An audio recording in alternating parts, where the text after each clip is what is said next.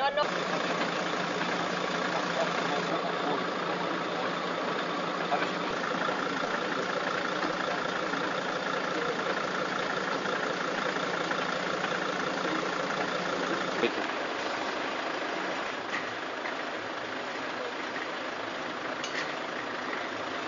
Bueno, parece ser que dos personas de edad avanzada fueron arrolladas por un vehículo que circulaba por aquí, por la carretera esta de bajada a las Nieves. ¿Que venían de una fiesta? En un principio suponemos que sí, porque aquí arriba hay una fiesta que pues cogió a la hora de recogida de todo el mundo.